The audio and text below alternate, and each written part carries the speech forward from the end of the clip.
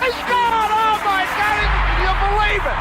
Johnny Bench has tied it up. The Cincinnati Reds win the World Series in 4 straight. It was a sweep. In the dirt, it's a wild pitch. Here comes Foster. The Reds win the pennant. Larkins won the game. That ball is fair. Cincinnati's ahead. 2 games to none. Welcome Joe Randa to Cincinnati.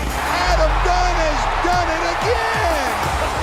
Benzinger backing and calling. And the 1990 World Championship belongs to the Cincinnati Reds. Marty, yes. This is Adam from Milwaukee. Hey, Adam, how you doing? I'm good. How are you? Good. Do you think Scott Chatterbox is a good player? Dunn up there with the bases loaded, the outfield deep and around toward right, and the 1-0 on the way to the plate. Swung on, long drive, right field, and this one belongs to the Reds. And a high drive. Hit back into deep right field. Junior has just knocked the door down to the 500 club. Benson's first home run is a walk-off winner. That ball had a family. And De La Cruz is, oh my goodness, look at this kid run. My, oh my, that is a triple. Matt McClain's first big league bomb. Spencer Steer's first big league hit is a home run to straightaway center field. Joey Votto's done it again. The pitch. Votto swings high in the air. Right field. Yes! He pointed to the dugout to say, I told you. That is Joey Votto's 315th career go-ahead ribby. Only Johnny Bench had more as a Red. And I can't tell you how much it means to play in front of everyone here in Cincinnati as a Red. What a gift. What a tremendous gift. So thank you. Thank you. I think I can speak for all of Reds country. Joey Votto, thank you. High drive. Left center field. Racing back to the Laurent Bourgeois. The Reds are National League Central Division champions. In the air, left center field. Did he? He did! He did! Reds win! Reds win! Line to right field. Genius, the first Red ever with 4 home runs in a game. Can you believe it? In the air, down the right field line. Does it have a chance? The Reds have won on a 3-run home run on opening day by Ramon Hernandez. A strike away and out away is Homer Bailey.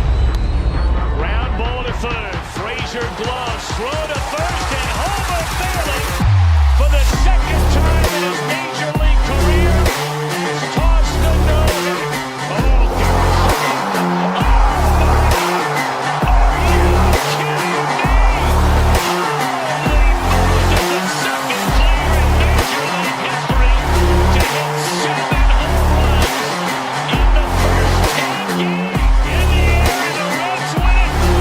What a dream beginning to a career of Jay Bruce. All right. Well, we said we were going to take a break, and the Reds had other plans. Nick, you've done this to me twice now in the middle of the day, and what my middle of the day really means middle of the night. Earth-shattering news, really. I think I feel nearly the same way that I felt when they fired David Bell as I do now with Terry Francona.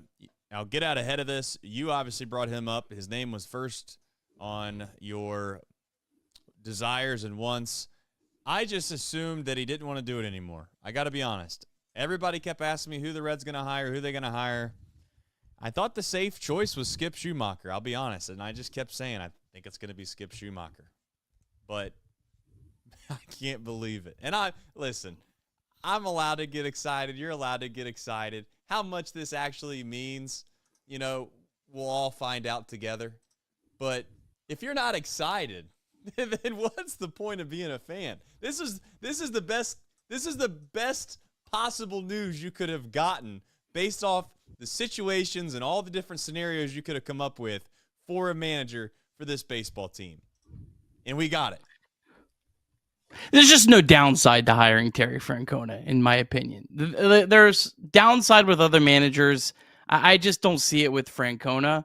The Reds have to improve their team still. Like, let's not act like this fixes everything. But the Reds swung for the fences and hit a home run. I mean, it's cheesy as it sounds. I mean, they did.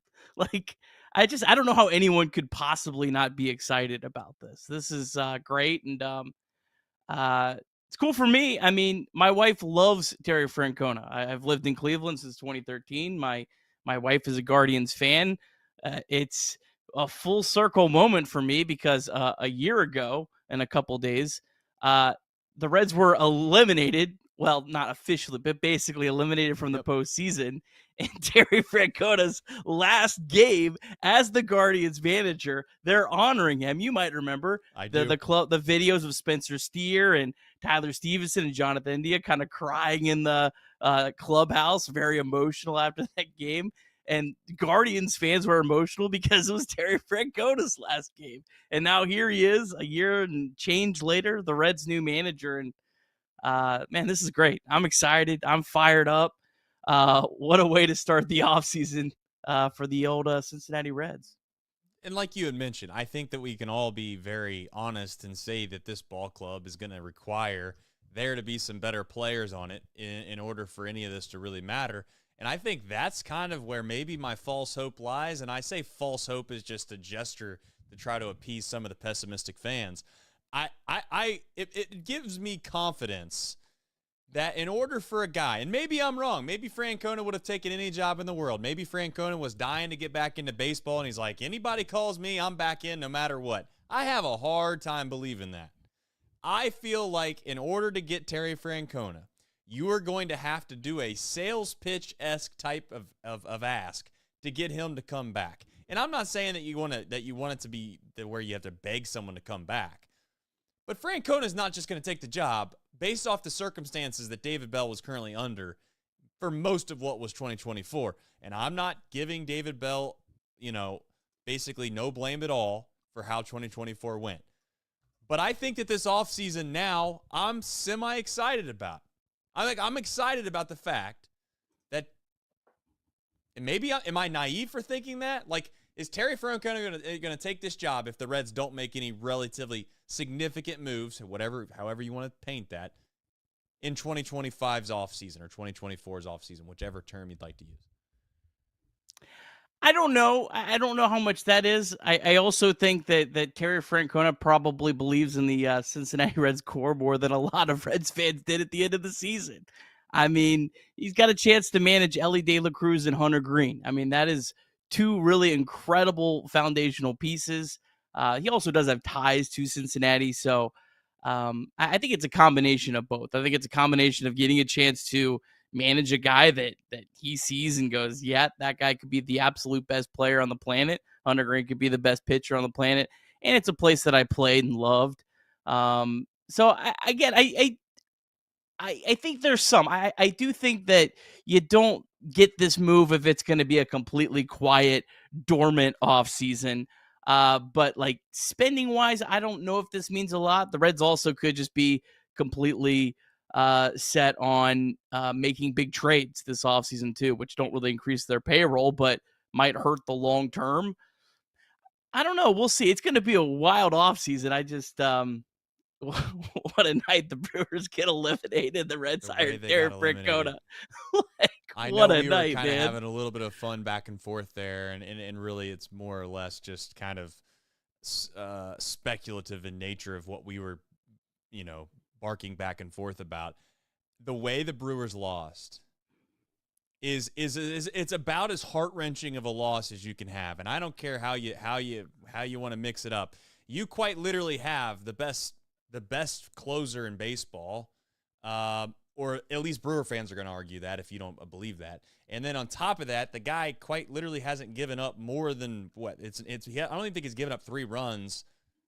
Maybe has he given up 3 runs this whole season? It's a question I have. And if he I know he hasn't given up more than 3 runs. And I also know he's only given up 1 home run. And in the most important spot he's ever been in all season long, he blows it. Like, that is just absolutely brutal for a Brewers fan. I mean, and I got to say something, too, before we go down this path, and I know this is about Terry Francona. I got to admit, as much as I love baseball, that I just couldn't imagine winning 90-plus games and having a 3-game set to decide your entire season. There's something a little gross about it.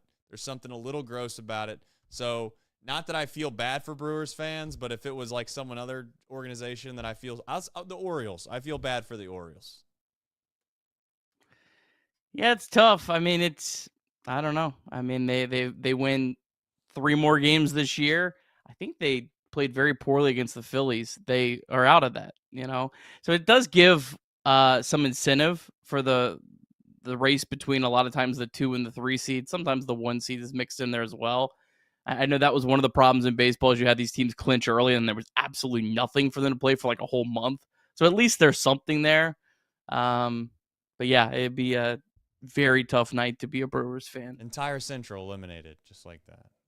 Just completely. And they have Willie Adames is gone. I'll have to do more digging, but they lose several players this year. They did last year too, and it didn't mean anything though. So we'll see. Their starting pitching, I don't think, would have been really up for the task anyways if they would have moved on a whole lot. The fact that Frankie Montas is taking the ball, game 2, winner, like in a must-win. The first guy that you turn to in a must-win situation is a guy that you picked up for basically a bunch of just a kind of who can we give away to the Reds so we can get another arm in here? And that's who they got to turn to is Frankie Montas. No disrespect of Montas. Fell a little short, though, on his 20 games that he planned on winning in 2024. But, yeah, who's counting? All right, back to the Reds. Terry Francona, I would say this about it. There is some apprehension of what does he still have left in the tank to a certain extent. I think that's a fair critique or concern that you could possibly have about him. But for the most part, every single other category that you could probably have some semblance of an issue with, I don't think it exists. And I'm not saying he's a perfect candidate, but how many years are we talking, Nick? And what's the realistic expectation on how many years he could be a Reds manager based off of age and where he's currently at? And it kind of felt like he was riding off in the sunset already once, and now he's pulled back in.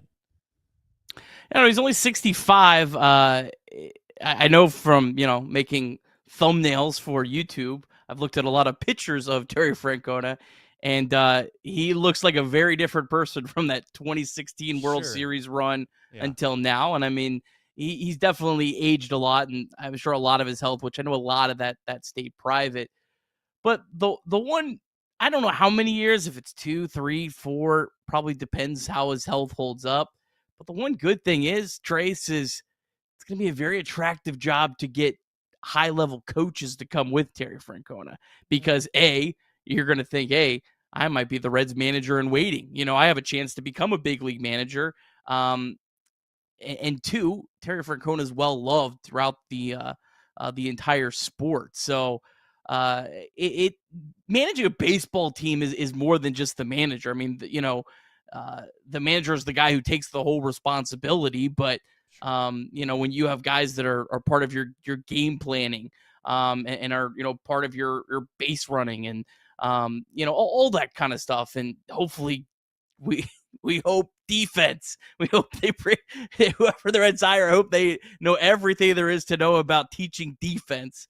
But I think you're going to be able to get some high-level coaches just because of who you brought in. And maybe Skip Schumacher would have brought some good ones along the way, but I just think Francona has more pull than just about anyone, probably more so than anyone else. Well, Francona has the ability to say, I've done this before. Like, I've made it to the promised land, right? And none of these other candidates that we were talking about had that.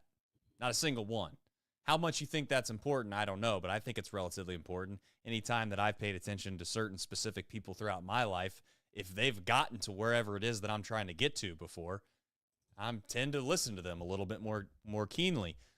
Before we jump here, we're gonna get Craig Sandlin involved here in just a moment. I want to ask you a question that I don't know I don't know if it's fair, but I'm going to say that I do believe it. Nick Kroll fired David Bell under the pretense that he already had his guy. I'm not trying to say that they were doing some behind-the-door stuff, but I am kind of saying that, I guess. Do you think it's reasonable to suggest that there were conversations had with Terry Francona before they decided to move on from David Bell? 1,000%. I mean, I don't even think. I mean, again, my line of thinking that night was that the night that Bell was fired. Look, I was the biggest David Bell supporter all year long. If I would have known at any point this year that Terry Francona would be the Reds manager, I would have been, I love you, David. See you later, bud. Like, I would have done this in April. I would have done this when the Reds were winning. Like, this is Terry Francona. I mean, this is one of the most respected managers in the sport. Reds fans are just going to love this guy. I'm telling you, I'm getting texts right now from people I know from Cleveland that are pissed off at this move because everyone in this city loves Terry Francona. So, yeah, this is, I mean, this is just, it's a dream hire almost. And again, I dream hire for a manager. I want to make sure I'm clear with that because I'm not backpedaling on my, managers don't matter that much because I don't think they do. But in terms of who you could get, this is as good as it gets. Well, one other thing. Go ahead. Sorry. Francona, I gotta look this up on the fly here because I know from doing some research on the Guardians. They lost 76. They only won 76 games last year. But prior to that, they had won 80 straight games every single year since he was the manager. I mean, 2013 through 2022, COVID season, they went 10 games over 500, 35 and 25. I mean, the level of consistency, and this isn't the level of consistency, Trace, for the New York Yankees or a top 5 spender. This is a spender most of those years. They had a payroll less than the Cincinnati Reds. So, again, he was able to really maximize that, and I'm fired up. All right, we're going to bring Craig in. I'm going to make a point as Craig joins, and he can either bounce on that or discuss perhaps something. Two things. One, when we talk about managers not mattering, I think more or less what we're saying is that unless you're getting a higher, like at least this is my opinion, there's only a handful of guys that I think actually make maybe a legitimate difference, like wins above replacement difference. Terry Francona falls into that category. Dusty Bakers of the world, in my opinion, fall into that category. Bruce Bochy's of the world fall into that category. I think at this point, A.J. Hinch, you could argue, is starting to kind of look and appear to fall into that category. Maybe it's just one run in the sun for Detroit and you move on. I don't know. But all in all, before we act like it's kind of a ho-hum thing that maybe it won't matter, maybe it will, I'll at least openly admit on my end that whether it's his ability, and I'm talking about Terry Francona's ability to surround himself with good coaches and also people that know what it takes to win at the highest level, to then challenge the front office and the ownership group to say, I've done this before, gentlemen. I'm telling you, what we have here isn't good enough. And I don't care what we're paying these guys. If we got guys on league minimum that I think are legitimately good enough to help us win a World Series, I don't care. That's fine. But I'm also going to share when we don't have enough guys that can get us over the proverbial hump or wherever we want to go. I think that Terry Francona brings that. And in my opinion, that's more valuable to me than whatever he's going to do in the middle of July in the 8th inning of whether he brings in this reliever or that reliever. And that's kind of for the most part, that's my most exciting thing that exists with this hire. Welcome in, Chris. Yeah, I mean, hey, welcome, boys. How we doing? Great. Look, I'm in the boat that the manager, I think way too many people give way too much credit or not enough credit or whatever to the manager for in-game decisions. In-game decisions in terms of a manager, I think like we've talked about on this show before, you could put a computer in that dugout and most of the time they'd come up with the same kind of outcomes. Right. Where the manager matters is in the preparation. It's in the culture. It's in all of the things that go into being ready for that game. And Terry Francona for the last better part of 20 years has done exactly that. I heard Nick talk about how Cleveland only had 1 or 2 seasons below 80 wins when he was with Cleveland. Well, guess what? Go back to his time with Boston. He didn't have a single season with Boston below 86 wins. This dude's a winner. He's been winning everywhere he's gone. And the Cleveland Ball Club is a team that we've pointed to time and time again about they know how to build a winner. And they've done it throughout Terry Francona's time there. This wasn't a team that was like over the top expected to be great the last several years. But Terry Francona and that front office worked together to build a winner and a consistent winner and a winner that is built to compete for years to come. And if I'm Nick Krall, not only am I excited because I have Terry Francona in my dugout every game, but I've got Terry Francona in my office helping me build a competitive team for years to come. You mentioned it before I joined. You've got Hunter Green, you've got Elly De La Cruz, both of who I've drowned on and on about being superstars of the future, if not already. Terry Francona had to be ecstatic to get this call as an opportunity to come back into managing. I have to believe that the reason that David Bell was fired when he was is because they already knew that they wanted to get going on Francona. They had a reason to believe that that was something that could get done, and they wanted to get it going before some other team moved without their manager and made a move. And look, you can tell I was getting my daughter ready for bed. I come into my office, to my man cave. I lay down on the couch. I flip on the football game. I open my phone. I get on Twitter, and the first thing I see is that the Reds hire Terry Francona. And I was right up off that couch onto this computer and ready to go. And, listen, I'm all the way back. I'm all the way back. This is a hat that I've had in my closet waiting for a moment like this. And finally, the Reds have shown me that I should have faith that they may indeed be competing for a World Series in the near future. I'm all the way back. I mean, look, not only is this indicative of having a great manager, I truly believe it's indicative of what the Reds plan to do this offseason. I've talked about the window. It's here. Francona's the man to take us and succeed during that window. I'm pumped up. I'm ready to go.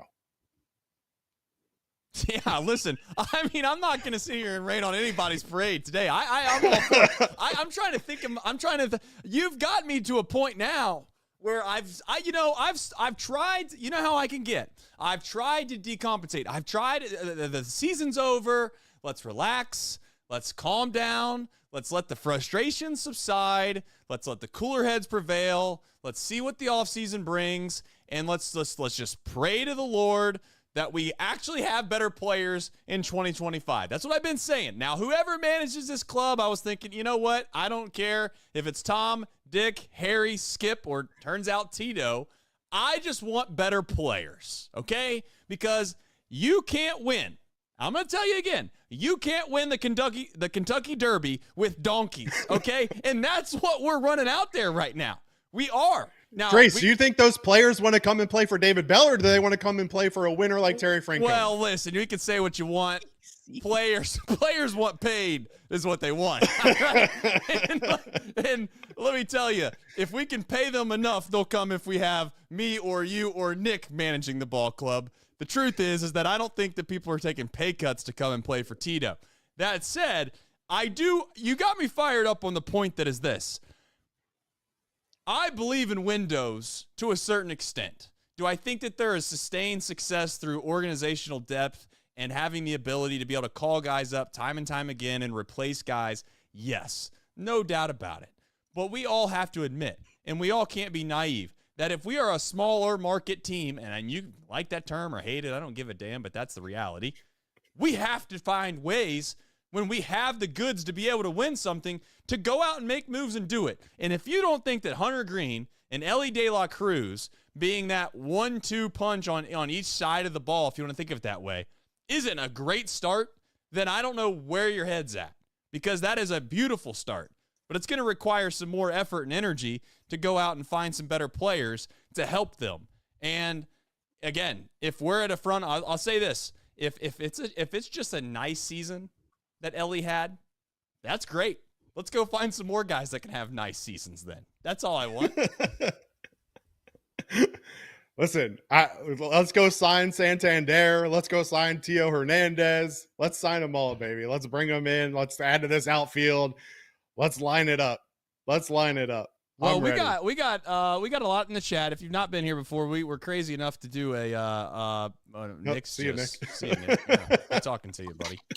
But nonetheless, we do this after every single Reds game, but also we have members, and we very much appreciate them. Mouse Cop, Tito Francona, of all things that he's done, and the very first job that he's ever done is get Mouse Cop to become a member, which is pretty impressive. We got guys just Soly in here. How did that work? Let's go, Soly.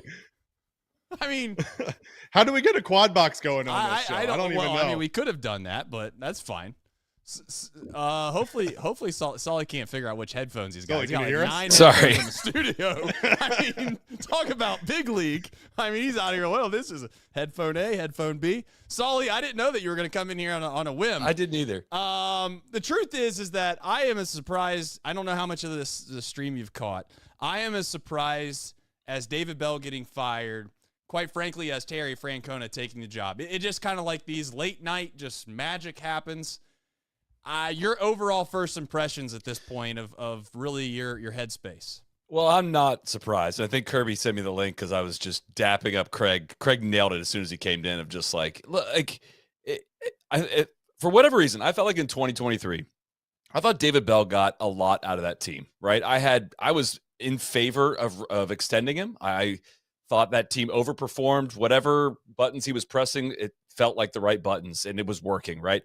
I don't know what happened. We know, like, what, 1% maybe of what goes on behind the scenes. I don't know what happened, but this team very clearly did not respond to whatever was happening behind the scenes. That could be preparation, that could be game plan, that could be accountability, it can be so many different things. And I was fine moving on. Again, fine with extending him and fine with moving on. It just was very clear that, like, the Reds were not good enough talent-wise, but they also didn't get enough out of what they had. I know injuries were a problem, but, like, we tend to overrate them as Reds fans because, like, if you look at, like, God, this is the nerdiest stat I've ever heard of, but, like, projected WAR lost because of injuries, Reds are kind of middle of the pack. Like, they were not at the top of Major League Baseball. So we had to be a little honest with what the injuries were and just say, like, we just didn't get enough out of Will Benson. We didn't get enough out of Jake Fraley for maybe a variety of reasons. So many things just like this ball club under-realized. So I think there's room to move from getting more out of the core to getting us to a certain level and then like making the additions that everyone knows we need, right? I don't think Francona on its own takes us from a 70 whatever win team into the 90s. I don't, but it does just, it feels like there's a big gap they could make up in not just analytics or whatever it is, but like just game planning and behind the scenes motivation and fundamentals and defense. And this signifies at least part of that to me. So I don't think it solves all problems, but I think it's a great sign. And I'm way on board with this. I'm proud of them for doing this in terms of like extending the guy and then firing him. Didn't look pretty. Like it, all of the engagement farming, doom and gloom Reds accounts or radio hosts or whatever, just like just igniting the fan base that's extremely frustrated. And like I thought that was a sign of like good leadership. Like the bad poor folk move would have been to just like, all right, well, we sign him, we got to keep him even if we don't want him. So I'm stoked. Maybe not as stoked as you guys seem to be, but I'm at least excited for a lot of the reasons that I said. Well, I'm excited from the real standpoint. Quick, Trace, real quick. Ahead. Yeah. Sorry. Nick said that because he gave Soly his link, it kicked him out. So he needs a new link from you if you can send him a new one through. Yeah. I was wondering how that happened. I got it. I'll do that on the fly here. Listen, high quality software. Sports show right here. Yeah. Yeah, I got it. I'll do it while I'll do it. Let me get you guys on this topic first. Styles make fights, right? And I think that there's recipes that make good meals, and there's a reason that you might love one thing, but you don't really love it to go with another. I think if there was anything that I kept thinking to myself, and I kind of held back from saying this because it's like I really don't love the idea of the fan base just punching down at David Bell at all times, it felt like. So it's like it's really hard to be critical of David Bell from our perspective because it feels like you're just piling on to something that really probably doesn't really deserve as much criticism as he's already getting. But I do think to myself, and I wonder if you guys would agree, is like with his style and the way that he would go about kind of managing the ball club, it would lend itself better to a group of basically a team that had a lot of veterans that kind of went about their business, that knew what it took to win. They might not have needed, for lack of a better term, like babysitting in certain situations. Like, hey, you probably shouldn't try to steal second base in the 9th inning when you're down by 3 and there's only 1 runner on. And I know that seems very like elementary, but it almost seemed like David Bell would just kind of, they're young, they'll figure it out as they go. And it's like, well, your job kind of at some point is to hold these people accountable. And if we don't do that, then who is going to do that? And I wonder if that's ultimately, and in my opinion, that's what ultimately led him to get kind of on the hot seat, if you want to call it that, to where Nick Krall started making calls. Do you think that's fair or no? On that, I think I don't care that he never did any of it publicly or, the way he approached it in the media front. I just care that it never improved, right? I mean, it just was like, I can't recall, I have not watched a ton of baseball over the last decade, but when I watched a lot more baseball, like I can't recall a team making just more little league play, like a Reds team that's made more little, even though the worst Red teams like didn't make as many dumb plays as this one did. And that's where I was just like, man, I don't think this is all Bell's fault. I have no ill will towards David Bell really at all in any of this. Don't think it's all his fault, but I think I floated this back in August. I said, I don't know if he survives this. Like, I just don't know if even if it's not his fault, I don't think it's it's easy to say now, but I don't think it's out of the realm of possibility that he doesn't survive this for a lot of the reasons. Again, all that stuff that we don't really see, but it just was like, how can you, if you can have a bad month running the bases where you do a lot of stupid stuff and then like you respond, like you make adjustments, and this team just refused to do that. And it just was maddening. And I think I know everybody wants big bats. I think the next step, in maybe the easier step, is the defense just needs to improve. Both like the guys that we have and like the guys that are coming in, the defense needs to seriously improve. If you want to hang with the Brewers, like, dude, those guys pick it, man. They play really, really, really good defense, and that just is a bit of an afterthought. What I know we can't do is have like the 5th worst offense and also a bad defense. Like that needs to change drastically. All right. Just real quick. Your thought on that, Craig? Gordon Witten. Go ahead. I was going to say, your thought real on quick, that. Gordon. We have a delay. Really quickly. Your thought on that. I'm going to let you finish. I'm going to bring Nick in on my screen and let you guys enjoy yourselves. I can also leave as well. No, you're fine. You're fine. I think we can go quad. Yeah. Well, we can go quad. It's just a matter of, Mr. Producer here. I'm not smart enough and fast enough to be able to do all this while I'm sitting here trying to actually bring up somewhat reasonable thoughts. So, Craig, take it away, and Nick will join in just a second. All right. Well, look, I first and foremost is that Nick Krall made it very clear why he was moving on from David Bell. It was accountability. It was player development. So very clearly that gave you insight into what he was looking for into the next manager. And we know that Terry Francona is definitely going to hold his guys accountable. That's not something he's ever really shied away from. Gordon Wittenmeyer is reporting now that this is a 3-year deal for Francona, which Kirby may play into what we talked about when they first fired David Bell, when we were going through potential managerial replacements. Is there an opportunity for Terry Francona to be managing with a manager in waiting that was expected to take over when Francona is ready to retire for good, whether that's in 3 years or after that? Do you have any or thoughts on that, either Soly or Nick, at this point, in the news that it's a 3-year deal? I think that's pretty standard. I mean, I think it's more just you're paying him, you're giving him some financial security. I mean, hard to imagine a situation where you fire a guy early, but you give 3 years, you kind of get that money. But and the Reds are going to have a pretty expensive bill here over the next 2 years for their manager. Still owe David Bell $6 million over the next 2 years, something like that. 4.9, I thought I saw. Okay. I don't know. But yeah, I mean that plus, I mean, Francona's not going to be a cheap manager. You certainly would think.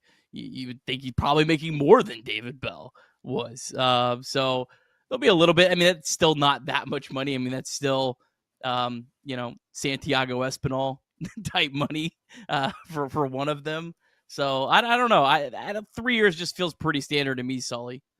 Yeah, I would think. I consider myself kind of somewhat uninformed in this whole managerial search as well. I mean, I was kind of like, Skip Schumacher, get out of here. Then read about Skip Schumacher, and I was like, yeah, actually, that sounds like a really good option for a young ball club. I'm kind of surprised they went more of the older route, to be honest. And But again, it's a resume that's really hard to argue. Francona's an older dude that, like, you guys can probably correct me if I'm wrong on this, because I'm like I said, I'm not that up to speed with everything going on around the league over the last several years, but it doesn't seem like that old school of a guy in terms of, like, Dusty Baker's old school stuff bothered me at a lot of times. Corey Patterson in the leadoff spot, that kind of stuff really bothered me.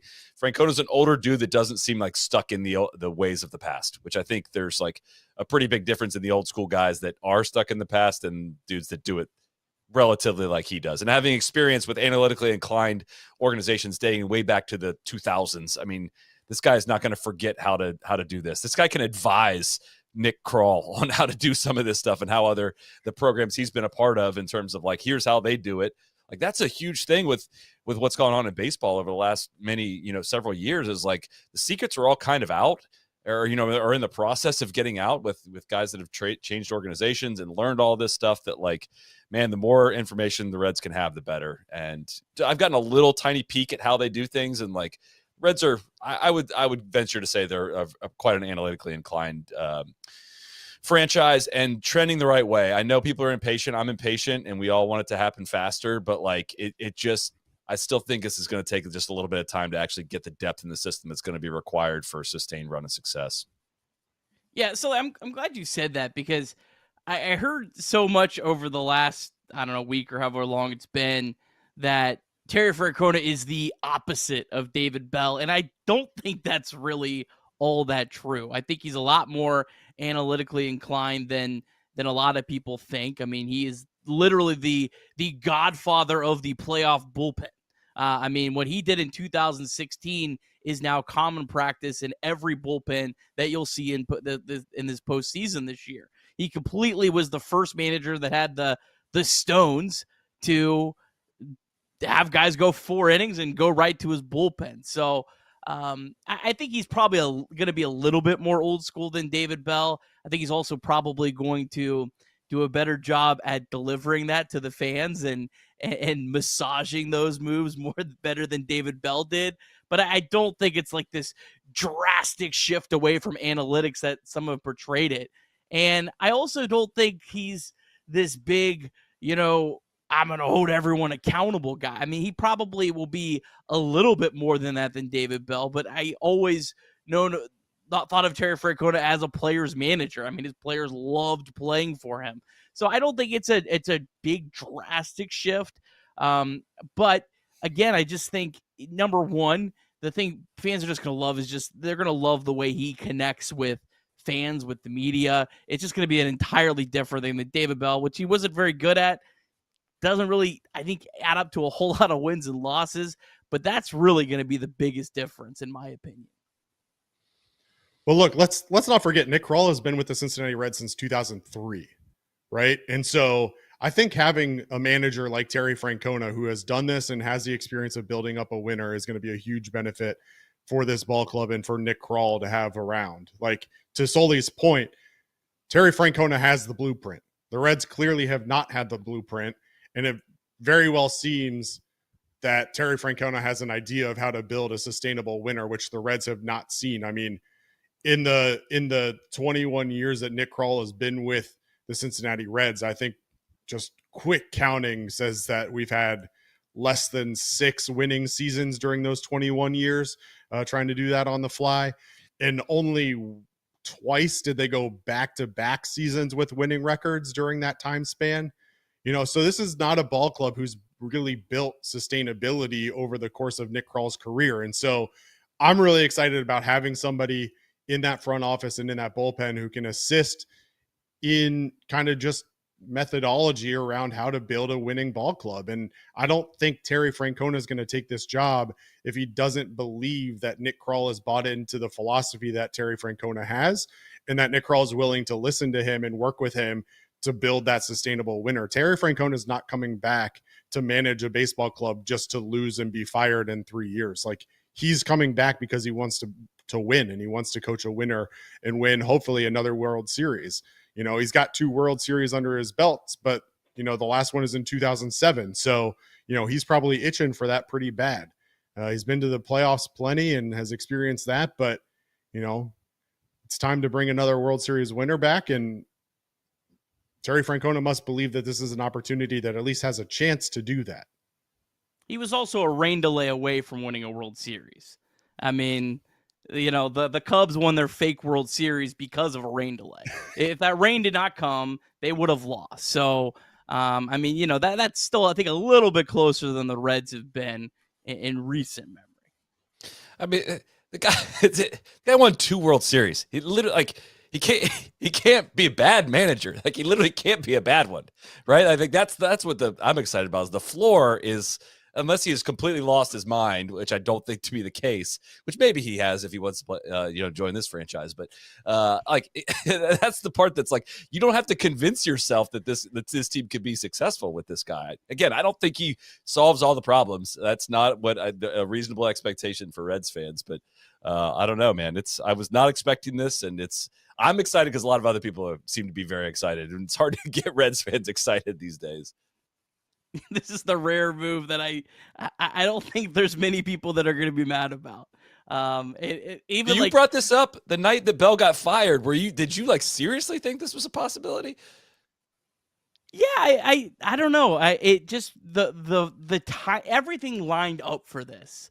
It's just I know that the Reds have always loved Terry Francona from afar, from some things I've heard, and I remembered seeing a quote in the middle of the summer that Francona will be back to managing sooner than you think, from Tim Kirchin. And when this started lining up, I was just like, I think this could happen. And, here we go. Got one thing right. I'm going to live this one forever. I mean, I might be wrong about the next 100 things, but I'm going to live this one. I'm going to enjoy it. How much money do you think the Reds are going to give Jesse Winker this offseason? Oh, stop. Stop. I mean, oh man, anyone with a glove, we got to get some defenders, man. I'm assuming you go ahead. Sorry. No, I was just gonna say, I was gonna do a quick rewind. I mean, we've kind of mentioned a couple of these things, but I'm sure people are kind of shuffling in and out of the live stream. So just as a quick recap, on September 22nd, the Cincinnati Reds fired David Bell. 11 days later, about half an hour to an hour ago, reports started to come out that Cincinnati Reds are hiring former Guardian /Indian /Cleveland Ball Club manager Terry Francona. It's a 3-year deal for Francona.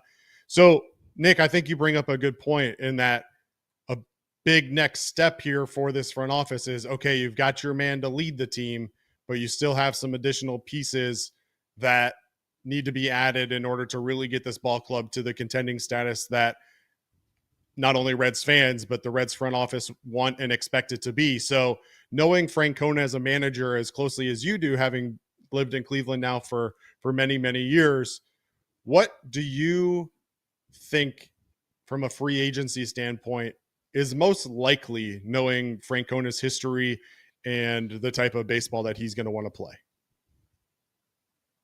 I have to think that the Reds are going to be serious about defenders. I have to think they've gotten to a point where they realize that that's been this team's biggest issue. I thought there was a really good chance that the Reds were going to do some wild moves this offseason trade-wise. I now feel even more strong about that. I think there's going to be some players move this offseason that's going to really make the fan base, raise their eyes. They're going to be kind of shocked at. I think they're going to be, I don't know exactly. I don't know who they're going to move because you don't know who other teams are interested in what they're giving up. But I do think there's going to be a pretty big shakeup of this roster. And I'll be fascinated to see kind of how it all shakes out. But a guy that I just think is such a perfect fit, and I've been saying, is Eugenio Suarez on a 1-year deal. Still plays third base at a high level defensively. Still a league average hitter. Perfect stopgap for you right now in a position that you need a good defender at. That's the one signing that I think I really can actually see. Everything else is so up in the air just because I think there's going to be a lot of wheeling and dealing this offseason. You're selling Suarez a bit short. I mean, he's 115 WRC plus this past year. Like he's above He average. really offensive tore it player. up at the end. He did, really, but he's had one season below 100 WRC plus since 2016. That was his final season in Cincinnati, which is what a lot of people remember him by. But like, can still, like you said, can play third base, and we do not have anyone that can play third base right now. Like that's unless you want to start Espinal, like, or if you want to move McLean, or like there's just.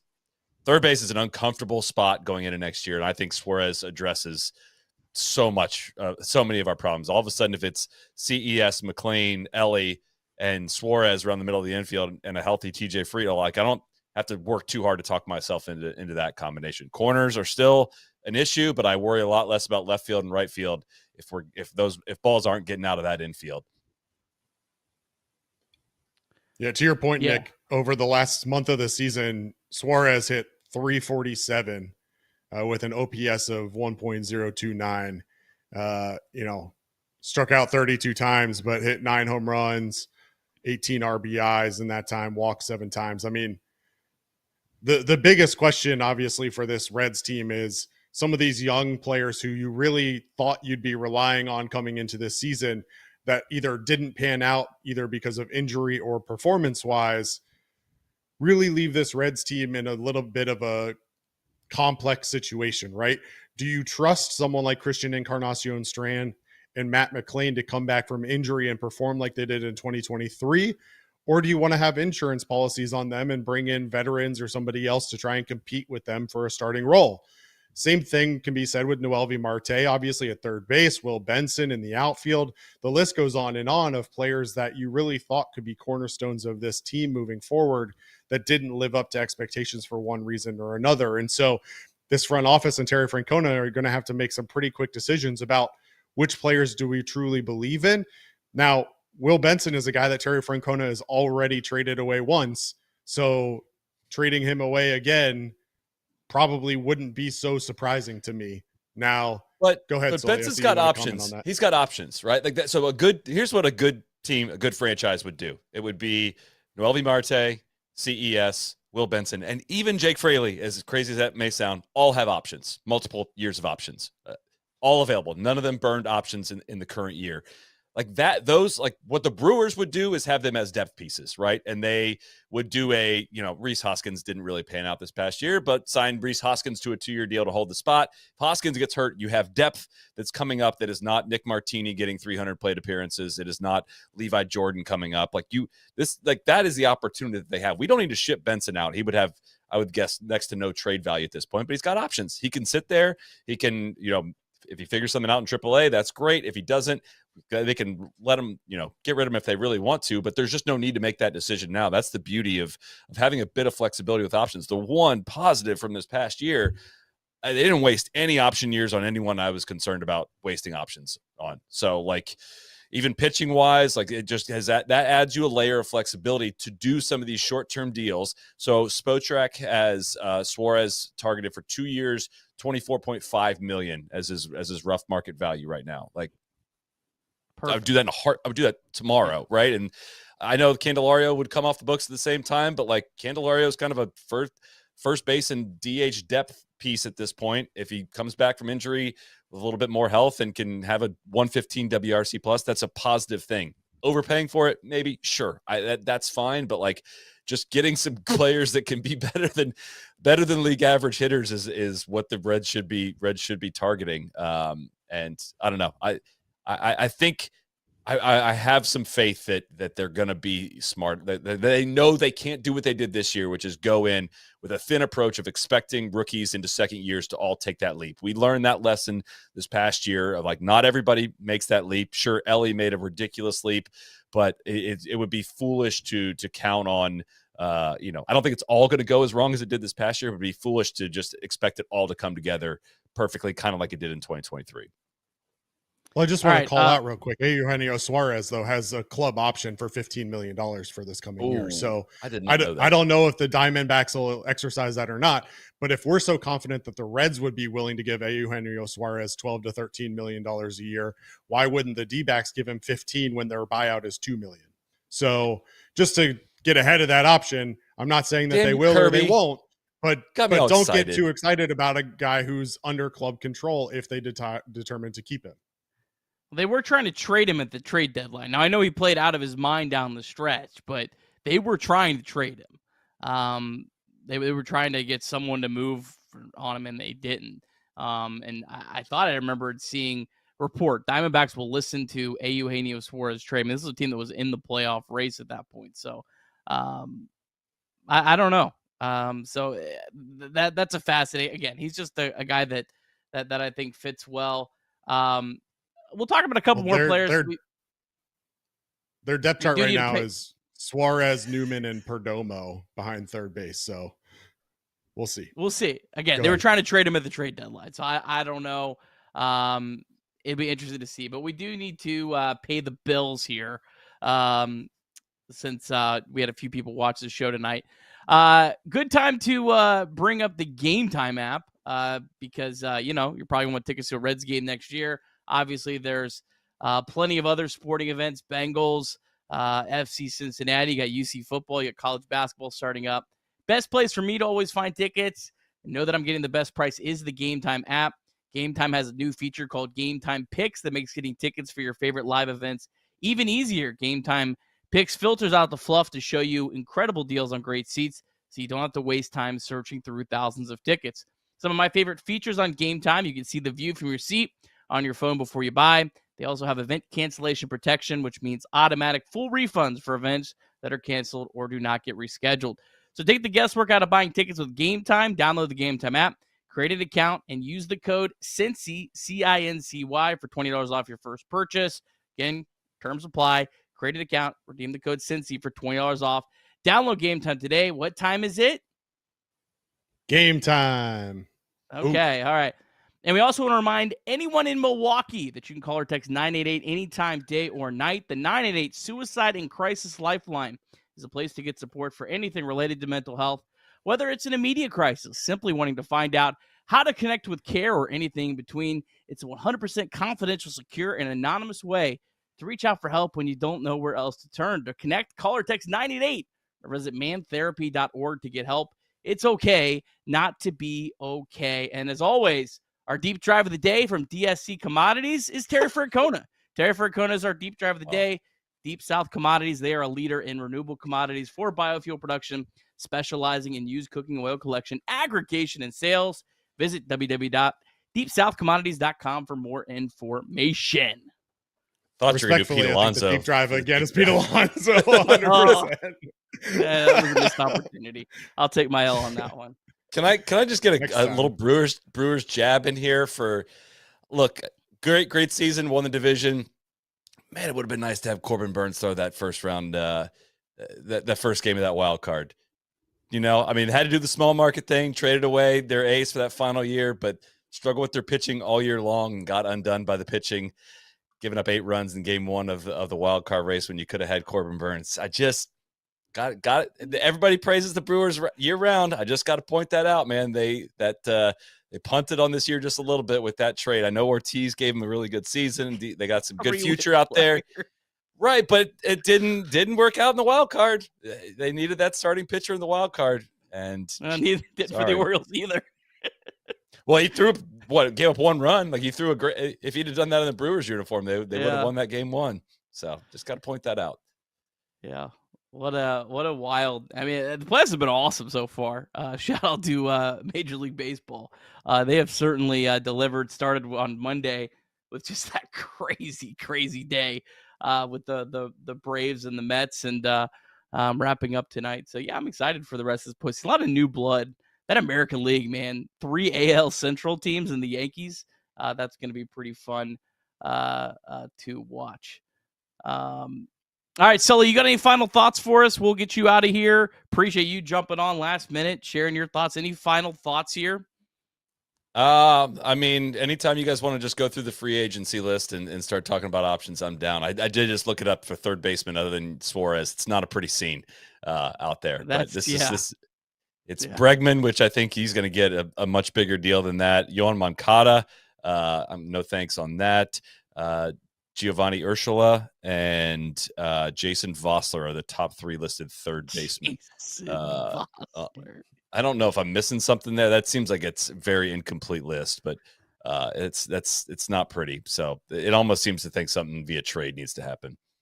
It was Soly. I brought up Suarez when he wasn't a 115 WR. It was like 102, and people were like pitchforks at me, and I was like, "Go look at the free agent list. There's not a whole lot of options. You know, he can play defense. Of course, there's also the trade market. I mean, there certainly will be plenty of options to trade for guys that either play third base or could move to third base. Could always go for Willy Adames. I don't think the Reds would swing there, but as I know, many people said in our chat, if the Reds signed Willy Adames, he would completely turn into a pumpkin because you just know that would happen. So I am very much not team move Ellie to the outfield. Okay, he's an infielder. Very much not so. Immediate short-term problem. I've brought this up, Kirby. I know you hate it. I know, but I haven't found anybody that likes it. But if we have India, McLean, and Ellie starting next year, what do you actually do on the infield? And in a short-term pinch, I think Ellie is the shortstop.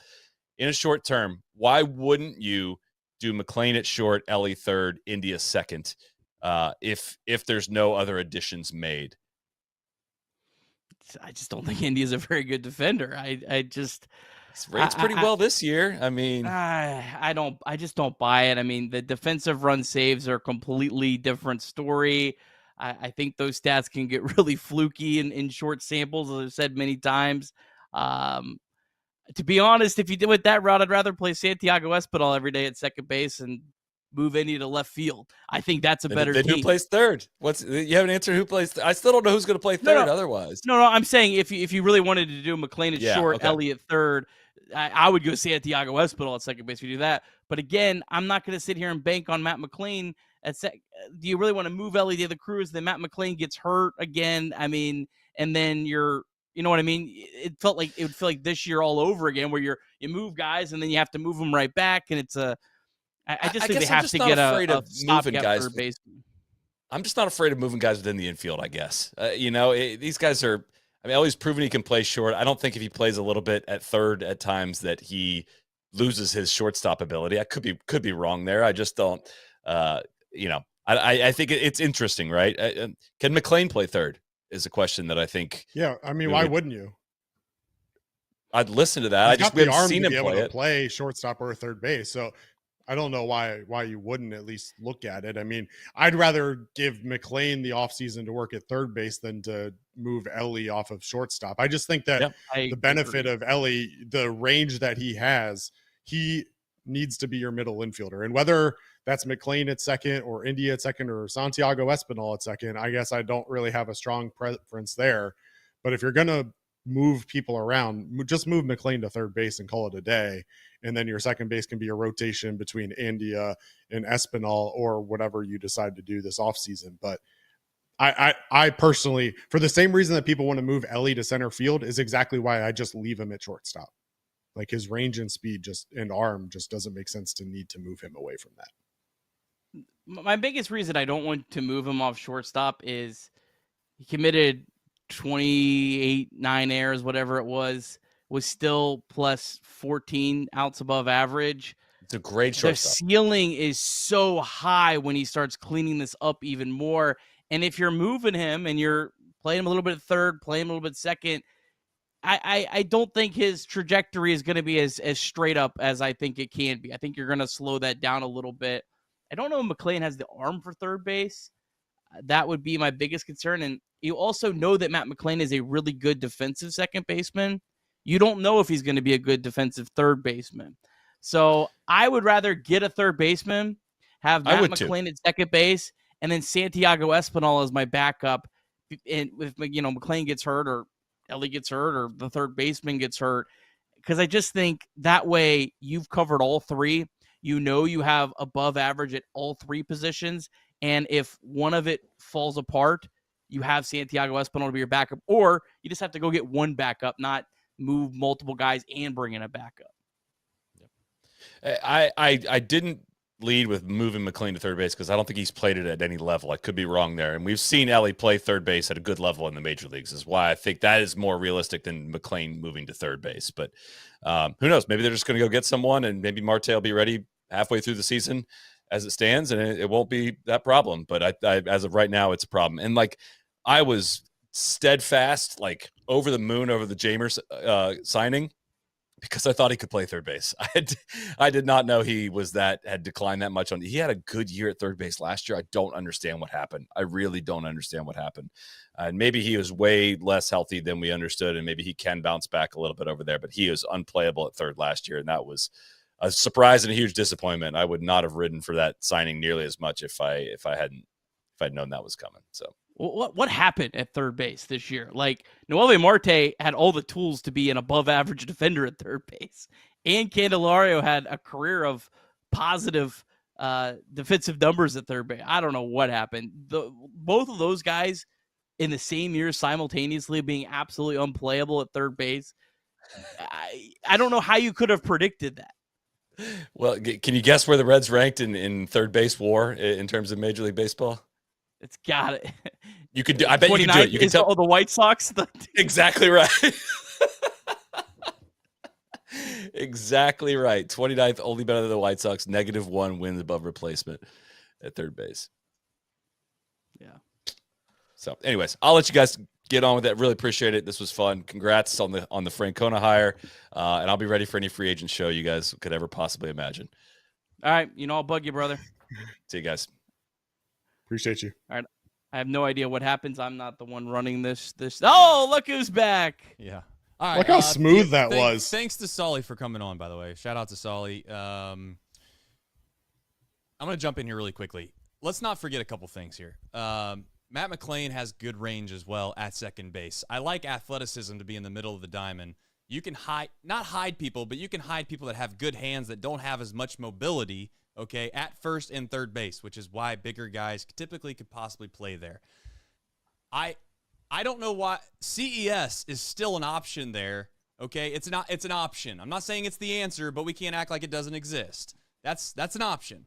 Another option, in my opinion, would at least be, and I know everyone's going to at least give India a chance to play his natural position that he played when he played in college and when he came up here. Give him a chance. And maybe it's not long, but I'm not dead on that idea either. And people might be like, well, you kill him on his defense all the time. Yeah, because I think he's got like really slow feet. I don't think he can move far. But at third base, the balls are hit hard typically to third base. You're not ranging balls down at third base. It's either you catch it or you don't, more times than not, with one step. So those are two options at third base that I don't know if we will ever give an opportunity to. And if we go out and sign somebody for third base, that's great. We can all just wash our hands clean, not have to worry about it. But let's not also act like it's not an opportunity for those two guys to get a chance there. And I maybe I'm just like super strong-minded about this idea of McLean and Ellie up the middle, but I've seen it long enough. And maybe they're not. Maybe McLean will come back and he's not as healthy anymore and he doesn't look the same and all that. But by God, like, do you remember what Matt McLean looked like when he played second base? And maybe it was because of who you were comparing him against, but to a certain extent, he looked like he would play for like the Brewers. And I'm not giving up on that. I'm not just. We need to be careful of moving guys that have had great success at certain positions to try to create room for guys that don't have a position. I am done with that. I am done moving everyone around the diamond because, well, they don't have a position, so let's stick them out at third base or second base. In India, he has gotten better. And you know what? If India keeps progressing, I'll shut my mouth about it. But I got to be honest, when I watch his actions, just as someone that watches baseball, seen baseball for a long time, I'm not trying to be a hater of Jonathan India. But his actions don't scream he's got great hands. He just has to figure it out a little bit. Not once have I ever thought that. It's like, he made the play, which is great, but I'm not banking on it. And he's made a couple good plays. He's a Major League Baseball player, okay? Let's not act like he's not a good baseball player. I'm not trying to go down that path. I'm just saying there's levels to this. That's all. Does CES have a chance? I don't know, I'll be fascinated to see here in a couple of days where CES is playing in the fall league. I think CES is the guy that just keeps getting slept on this offseason. The guy had 29 bad games. Half of them he was hurt, knowing or not knowing. This guy had significantly better minor league numbers than Elly De La Cruz offensively. I mean, this guy has all the tools. He's the only player out of the Noelve Marte, Will Benson guys that I do not want blocked. I'm not against sending CES down to AAA to start the season if you don't feel good about his progression in spring training. But I do not want him to be blocked and sent down out of necessity because we signed someone else. He's the only guy I cannot live with being blocked because he has a chance to be the Reds' best hitter, and I know Elly De La Cruz is on this team. Right. Yeah, I mean, as much, and I'm hopeful for this. I'm not saying it's going to happen, but as much as we were maybe a little over, and it's exactly what Soly said, and he's right. As much as we over-anticipated as a fan base because we let emotion get in the way and it clouds our judgment, which it should. I think that's the best part about being a fan, is that we put a little too much faith in a lot of guys that had no track record. You know, they had a good year, yes, but there was no real track record. Not only whether it be productive from a baseball player standpoint, but also just availability standpoint. Right?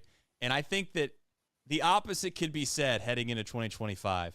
We got a lot of people that are just completely out on some of these guys that they just haven't seen for a while. And to be openly and candid, I think Jeimer Candelario is a guy that's a little like I've called him names. Yes, I've made fun of him and all those things, and he's looked terrible in a Reds uniform. But I also don't want to sit here and act like he's just, a AA player that we're banking on. Like, he's got a track record. Maybe he was hurt. Maybe he'll bounce back. Let's not just assume that he's, essentially someone that can't help us in 2025. And I'm not saying that we do, but ultimately we were overexcited heading into 2024. I think we're a little underwhelmed heading into 2025. And more times than not, we probably should meet in the middle on all this. And let's hope that we get some guys back and we remember, oh yeah, they're actually a pretty good player. But I do agree with Fred in the chat. We'll get to some supers here in a minute. We do, until Matt McLean is back and healthy, every single, to an extended period of time. Same with Nick Lodolo. I'm not putting any faith in it. I just can't. What was I saying? I lost my point. Oh no, it's over. I don't know. I lost. It's all right. It'll come back in the middle of Craig's point here, I'm sure. Sermon. Not a sermon, no. Well, let's knock out super chats first, and then this isn't a box score recap. I mean, you got a box score recap for it. There was a box score recap. If there was a box score recap of that Brewers game, it would be in the Devin Williams segment right now. Nate, he's been a nut cutter for 7 months, baby. He said, I am so back. Look up the word back in the dictionary. It says Cincinnati Reds. Juan Soto, you are a Red. Anthony Santander, you are a Red. Elly De La Cruz, you are staying a Red all the way back, he said. And game day 513, just wanted to say he wasn't here for game 162. Thank you all for bringing fun out of a miserable season. Let's turn this franchise around. I love that you guys said it was fun. I mean, listen, there were times I gotta admit, there were times, many times this year where the term fun doesn't come to mind. But anyways. I got it. All right. I got it. Go ahead, I got it. I'm sorry. You do it. We talk about Jeimer Candelario. Look, I think the Jeimer Candelario contract has about a 0% chance of becoming a good contract because he can't play third base unless he miraculously improves that. But it's already a sunk cost at this point. He could still be a solid hitter for the Reds. Now, it's not going to be a good contract. It is what it is. But it's still more likely than not that he's an above average hitter next year. And again, you can never have too many of those as we saw this year. Guys that you think are surefire above average hitters don't end up being above average hitters. So I think the contract's bad no matter what, but he can still be a productive player that does really help this team next year.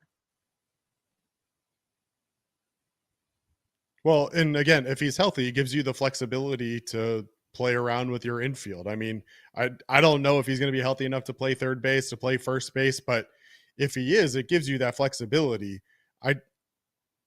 There's nothing wrong with having depth. Soly talks about it with Benson and some of the other guys. Like, there's nothing wrong with having that depth. The problem comes when Jeimer Candelario is asked to be your everyday third baseman because your starting third baseman gets suspended for half the season.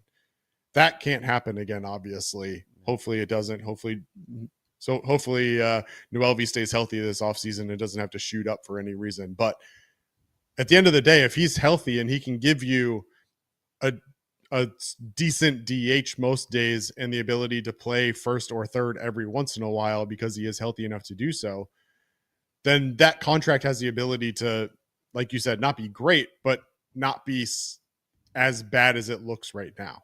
And right now it looks terrible, but I can't imagine that we're going to get the same Jeimer Candelario for the next 2 years that we got this past year. Yeah, I mean, I listen. Sometimes when you get into the numbers and the analytics, you can become very much like keen on judging guys based off what you paid them and what they've produced, right? And that's semi-fair.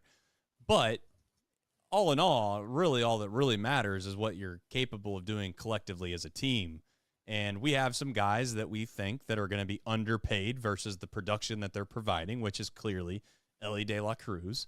And maybe he could be CES next year. It could be someone else. So you have the ability to take a hit in some other areas where normal smaller market teams would get crushed by making a mistake. But that also goes back to the point that Nick's made 1,000 times, where if you don't sign major long-term deals, it's hard to get burned too bad. It's hard to score a super home run like the Braves have done, but it's also like, nearly impossible to find yourself in a situation where you're hamstrung and you can't go out and make moves because you have too many guys on the books that aren't contributing. So we'll see ultimately what happens in 2025. To get back to Francona and what this ultimately means, I think we're all in agreement. Maybe more importantly than anything that he'll do from a decision-making standpoint in game will be clearly what he's capable of doing, or what kind of sign it means heading forward for what this franchise could become. And maybe you could be the pessimist and say, well, Francona's just looking for another job. He took it. He's getting paid. He just wants another couple years in the big leagues. He doesn't really give a damn whether the Reds can win or lose. I'm going to take the opposite approach. I'm going to believe that Terry Francona did a vetting. He had some questions that were asked. He pushed. He got the answers he wanted. And let's hope the Reds can follow through on whatever it is that maybe Terry Francona thinks that they need to do to win. Because ultimately, I don't give a damn how much we pay people. You don't care how much we pay people. No one cares how much we pay people. Ultimately, we want to win. And we bring up money and we bring up contracts largely because it's the one area where we always feel like we're not justified from an MLB standpoint of being able to compete with the big dogs. But the truth is that if they're consistent and they win, payroll won't get brought up as much, right? And I am praying that the Guardians make a run or the Royals make a run, because if not, at some point, as I've said a million times, I need some vindication that what the Reds are trying to do will actually ultimately work when it comes to playoff baseball, because it hasn't really worked lately for some clubs that have had success doing it this way. And maybe that's just luck. But I think that's a little bit of a good segue. I want to go back to the Nick Krall press conference from September 23rd and a quote that he talked about this offseason where he said, we'll have to go through the offseason and see what that looks like. We're always going to be a small market club. That's not going to change. We're going to bring younger players up here, draft and develop and bring those players up. We just need to get better across the board. There were three main talking points that Nick Krall leaned on time and time again. Obviously, first and foremost was just the team should have been better than they were. They expected to be better and they weren't better for multiple reasons. One of them that he brought up time and time again was the base running and defense, which Tracy brought up earlier. We did some things that were at times a little undisciplined in what we did. And then the other piece was that we had too many young players who didn't progress and develop positively. We've had issues with certain players not playing to their capability. So those comments and Nick Krall's expectations, it's tough, right? Like I sat here at the beginning of the show and I said, all right, time to go bring in Teo Hernandez and bring in Santander and bring in all of these guys. The realistic take here is that the Reds have to have faith in at least some of those young guys returning to the level that they hoped that they would get to. That doesn't mean that they have to lean on every single one of them like they were going to this year, but they're not going to go out and replace every single one of those guys this offseason. So you have to pick and choose. Where do you have spots where you think that you can improve in an affordable way? And where do you have spots that are worth a major, major investment?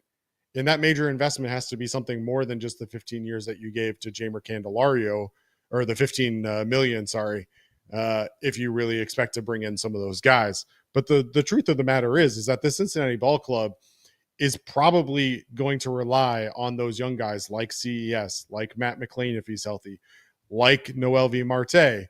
The question becomes, is Rhys Hines an everyday outfielder for this team? Is Stuart Fairchild an everyday outfielder for this team in 2025? And that's the biggest question. The outfield is the biggest question to me. I don't know necessarily that we have the pieces ready to step in and take over that everyday role.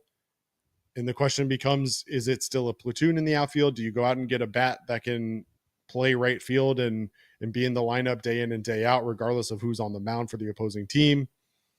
I'm back. I want to stay back, but I also want to see something to continue to show that this Terry Francona signing is what we think it is, and a sign for this team to really invest and take that next step and attack this window that I believe is in front of them. I think Terry Francona has a house in Arizona that he lives within year round, and I would just say that if Stuart Fairchild and Rhys Hines are the planned outfielders for the Cincinnati Reds in 2025, Terry Francona won't ever make it to Cincinnati in April. Okay, so I don't think that that's going to happen. I think that we realize this season, if anything, that platoon is great. The platooning it works fantastic. The only concern that I would have with the platooning at this point is we don't have two guys that we can consistently rely upon to be consistent in and of itself. That only works if you have both parties that can play. Jake Fraley, unfortunately, was abysmal. Stuart Fairchild obviously got hurt. And the sad thing is that Stuart Fairchild, I think, did his job remarkably well. And the reality is that this fan base still couldn't stand him because he was put in a spot or asked to do things that he was incapable of doing. And same goes with Will Benson for a couple months in the season where he's hitting against left-handed pitching. And I think that, to what Nick said before, was unfair to Will Benson. So we'll see what they do moving forward. Terry Francona hired as Reds manager. Final thoughts from tonight's perspective. I'll start and let you guys finish. Is more or less, I hope that this is when we look back and the Reds are successful and, dare I say, win a World Series, which seems so far-fetched at times when you're a Reds fan. I'm hoping that we look back and we think to ourselves that this was the tipping point of what the trend of winning baseball look like in Cincinnati. Now, whether that happens or not, I don't know. But this is probably the closest I've been to excitement when it comes to a culture shift or an ideology shift, as I felt when Dusty Baker came over. Some guys just win. Some guys have no way of realizing how they lose. And I would just say maybe and I'm not trying to compare Terry Francona to Tom Brady, but I guess I will now. If Tom Brady went to a football team at any point in his career, obviously not now, but any point in his career, nobody would suspect that team to lose. And it's just one guy. And I know Terry Francona is just one guy. But in my mind, they're going to find a way to win because that's all he's ever done. And for all those that might be pessimistic about what a manager is or whether they aren't or are a big deal, I would just say, as a fan, I'm going to be excited. Kill me for it. I'm sorry. Yeah, my final thought is this. I think the Reds need to make some smart moves this offseason, but I continue to believe it comes down more to what they currently have. I just look at this team now, very similar to where the Reds were at in 2011. They came off a season where they only won 79 games, and they turned around and won 97 games. They brought in Matt Latos, Sean Marshall, and Ryan Ludwig. Like, those guys did not make the difference between 79 to 97. They got a couple of those wins, several of them, especially in the case of Matt Latos, brought in several, but the bulk of it was their team played better. Their players developed better. They had more fortunate health that year.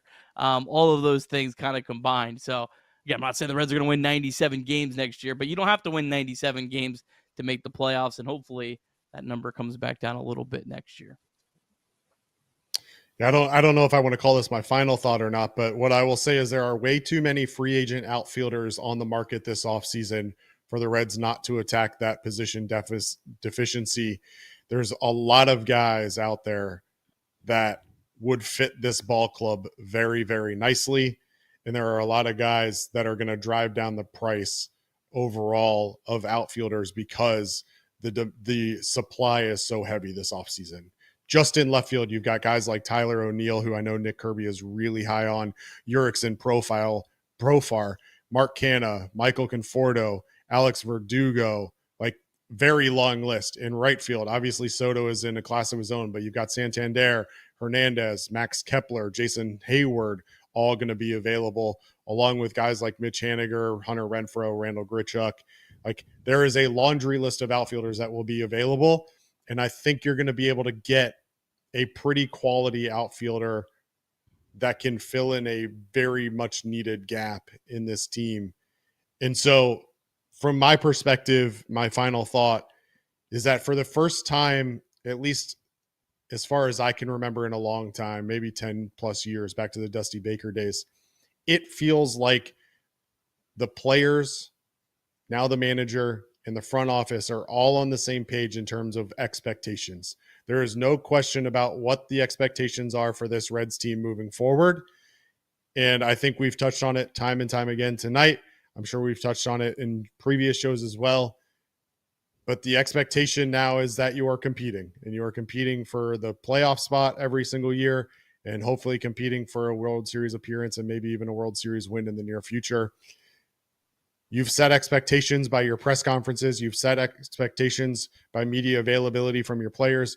And now you've set expectations by hiring Terry Francona, probably the top available manager in this offseason. So expectations are going to be extremely high for this team. Terry Francona is going to have a big load to carry in terms of managing those expectations internally and externally. But I'm more excited about this Reds team than I have been in a very, very long time.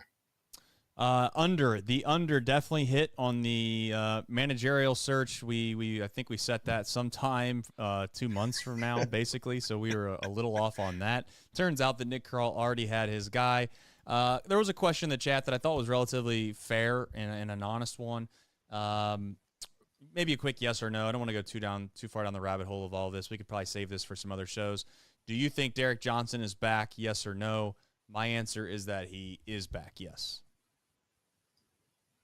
He's under contract, and I don't know why he wouldn't want to stick around with Francona. I think maybe it's Francona different doesn't question. Want him. That's the question.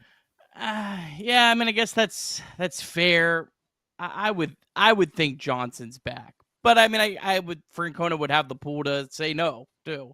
I would think so. I would say 75% confident he's back. I think he's back. The response that Nick Krall gave during his press conference, where he said he was under contract for next year and beyond, kind of gave me an inclination that maybe he wanted Derek Johnson to stick around. Carl Willis, who was Terry Francona's pitching coach, really well respected, but is still with the Guardians. I don't necessarily expect him to move on. He's been given a ton of credit for the Guardians' success from a starting pitching perspective and in their pitching rotation. So it's not like Terry Francona has a pitching coach that he's worked with regularly who's also available to bring in. So I think you probably see Derek Johnson in the dugout in 2025. Yeah, and pitching hasn't really been a problem.